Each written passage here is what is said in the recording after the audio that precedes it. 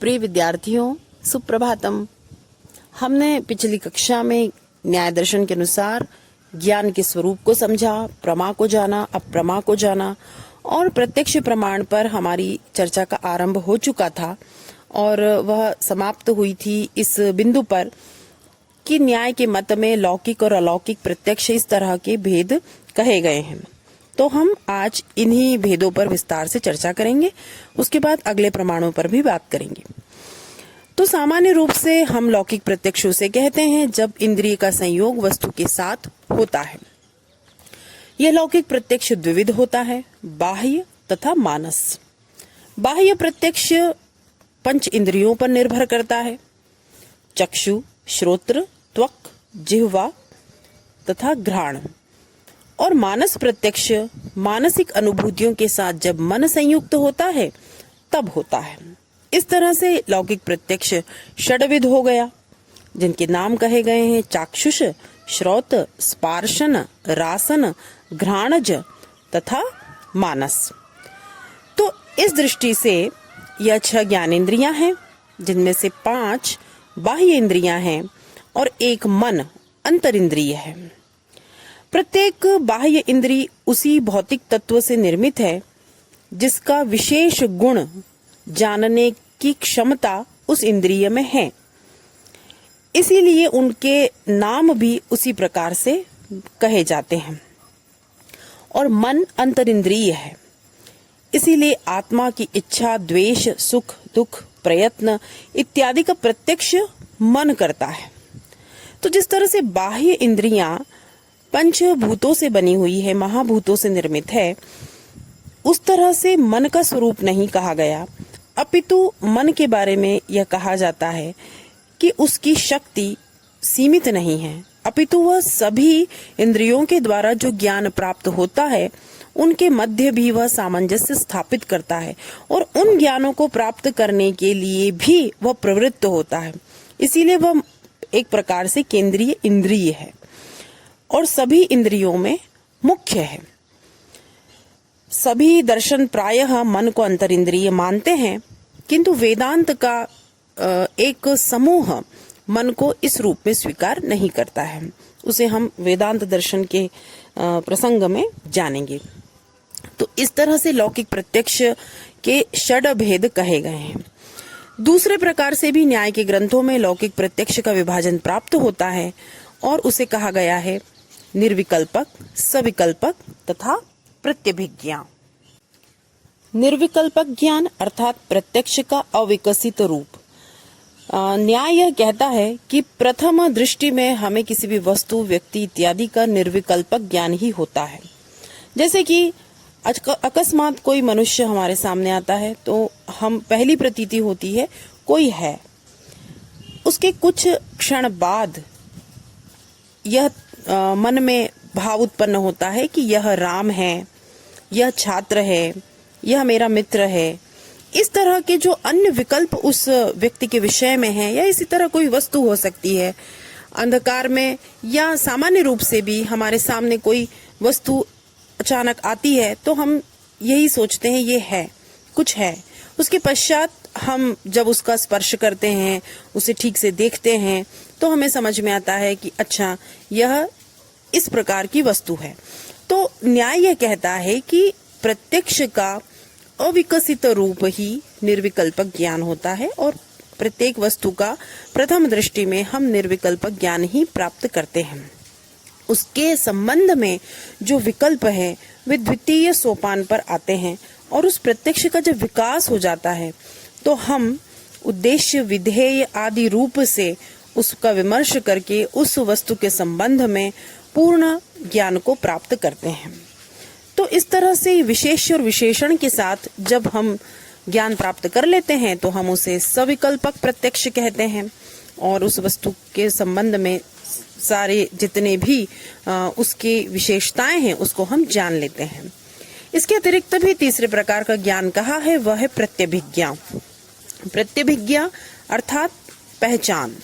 जब हमने कोई व्यक्ति, कोई वस्तु पहले कभी देखी हो और वह हमारे सामने आती है तो हमारे मन में जो विचार उत्पन्न होता है वह यह होता है कि यह वही व्यक्ति है जो उस स्थान पर उस समय में मुझे मिला था, या यह वही वस्तु है जो मैंने कभी उस दिन बाजार में देखी थी। तो इस तरह का जब हमें ज्ञान होता है तो यह प्रत्यभिज्ञा कहा जाता है। न्याय कहता है कि प्रत्यभिज्ञा में पूर्व का प्रत्यक्ष अनुभव वर्तमान रहता है। तो नैयायिक इस दृष्टि से भी लौकिक प्रत्यक्ष का विभाजन करते हैं, लेकिन बौद्ध दर्शन इसे नहीं मानता है और अद्वैत वेदांत भी इसे नहीं मानता है। तो इस तरह से प्रत्यक्ष प्रमाण पर भी गूढ़ विमर्श न्याय दर्शन करता है और विविध दर्शनों के अनुसार जो युक्तियां उसमें दी गई है उसका खंडन भी करता चला जाता है और अपनी बात को स्थापित करता है। तो इस तरह से लौकिक प्रत्यक्ष को आपने समझा। अब हम अलौकिक प्रत्यक्ष पर चर्चा करते हैं। अलौकिक प्रत्यक्ष के 3 भेद कहे गए हैं: सामान्य लक्षण, ज्ञान लक्षण तथा योगज प्रत्यक्ष। अब इनके विषय में संक्षेप से विचार करते हैं। सामान्य लक्षण प्रत्यक्ष जो है उसको एक उदाहरण से समझते हैं। जैसे कि कहा जाता है कि सभी मनुष्य मरणशील है।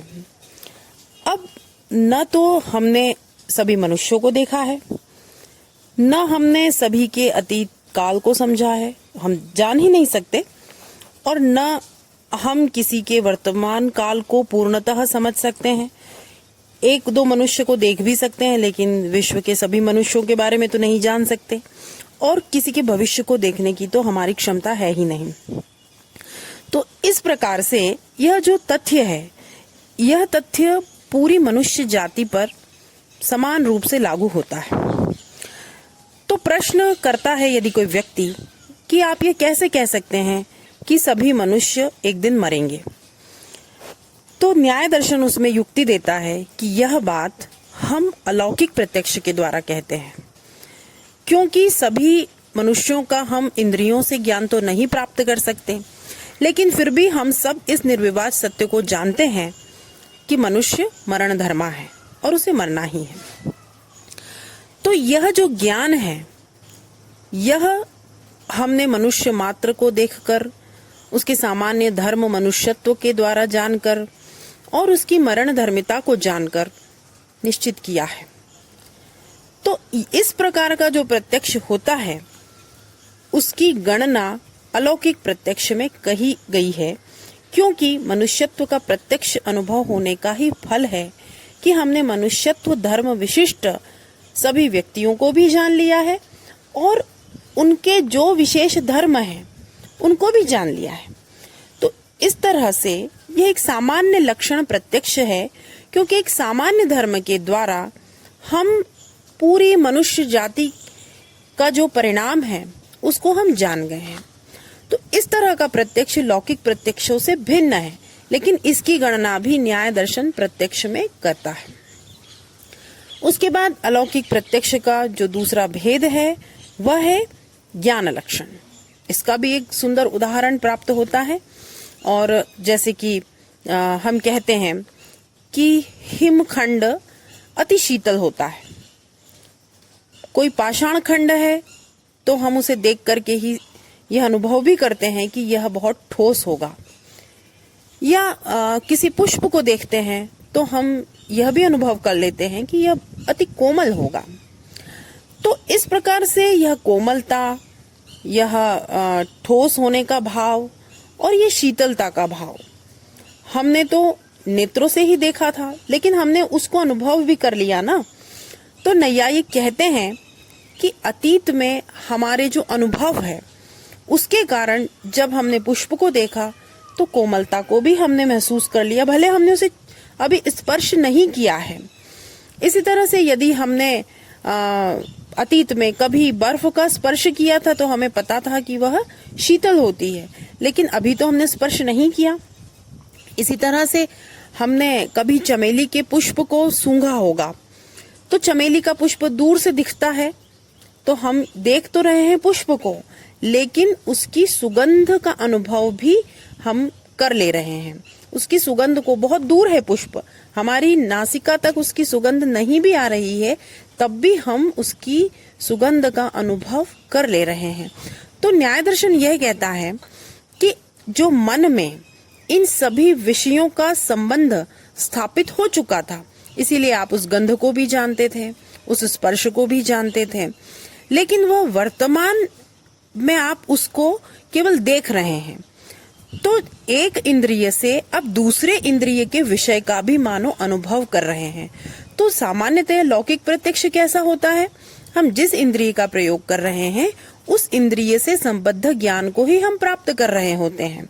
जैसे कि हमने हाथ से छू करके बर्फ की शीतलता का ज्ञान प्राप्त किया, यह लौकिक प्रत्यक्ष है। लेकिन हमने दूर से बर्फ के पहाड़ को देख लिया और या बर्फ के बड़े खंड को देख लिया और हमने उसकी शीतलता का भी अनुभव कर लिया, तो इसे न्याय दर्शन कहता है कि यह ज्ञान लक्षण नामक अलौकिक प्रत्यक्ष है, क्योंकि यह साधारण रूप से होने वाले लौकिक प्रत्यक्ष से कुछ भिन्न है। चलिए, अब सर्वाधिक महत्वपूर्ण है योगज प्रत्यक्ष। कई ग्रंथों में इस विषय पर बार बार इस शब्द का भी प्रयोग होता है और इस विषय पर विमर्श भी प्राप्त होता है। तो योगज प्रत्यक्ष के बारे में कहा गया है कि यह ऐसा प्रत्यक्ष है जिसके द्वारा भूत भविष्य वर्तमान गूढ़ सूक्ष्म निकटस्थ दूरस्थ आत्मस्थ परस्थ सभी प्रकार की वस्तुओं की साक्षात अनुभूति होने लगती है। तो यह अनुभूति सामान्य व्यक्ति को हो जाए ऐसा संभव नहीं है, अपितु यह उन्हें ही होती है जिन्होंने योगाभ्यास के द्वारा इस शक्ति का अर्जन कर लिया है। इसीलिए कहते हैं जो योग सिद्ध हैं उन्हें योगज शक्ति प्राप्त होती है और इस शक्ति का कभी नाश नहीं होता। गीता में भगवान ने कई बार प्रयोग किया है युक्त, तो उसी व्यक्ति को युक्त कहते हैं जिसके पास योगज प्रत्यक्ष की शक्ति होती है। और जिन्होंने इस योग में अभी पूर्णता को प्राप्त नहीं किया है किंतु वे उस मार्ग पर हैं, उसको आंशिक रूप से सिद्ध कर चुके हैं, उसे युंजान कहा गया है। तो युंजान व्यक्ति को योगज शक्ति प्राप्त करने के लिए अभी और परिश्रम करने की आवश्यकता है। तो इस प्रकार से योगज प्रत्यक्ष अति महत्वपूर्ण है और इसे न्याय दर्शन प्रतिपादित करता है, प्रमाणित करता है। किंतु वेदांत दर्शन और अन्य भी कुछ दर्शन इस बात को नहीं मानते हैं और इसका खंडन भी करते हैं। किंतु योगज प्रत्यक्ष अपने आप में एक महत्वपूर्ण परिकल्पना है और विभिन्न ग्रंथों में इसका उल्लेख हमें प्राप्त होता है। तो इस तरह से हमने देखा कि अनुमान प्रमाण पर तो न्याय दर्शन ने अति विस्तार से चर्चा की ही है, किंतु प्रत्यक्ष पर भी उन्होंने बहुत प्रकाश डाला है और उसके विभिन्न भेद उपभेदों को स्पष्ट करते हुए बताया है। और इसीलिए यह प्रमाण शास्त्र दूसरे दर्शनों के लिए भी आधार का काम करता है। और यदि हमने न्याय की दृष्टि से ही प्रमाणों को ठीक से समझ लिया है तो हम अन्य दर्शनों में प्रोक्त प्रमाणों और न्याय दर्शन से जो उनका थोड़ा बहुत मतभेद है उसको अतिशीघ्र समझ सकते हैं। तो अगली कक्षा में हम अनुमान प्रमाण पर बात करेंगे। आज हमारी प्रत्यक्ष प्रमाण विषयक चर्चा यहीं समाप्त होती है। धन्यवाद।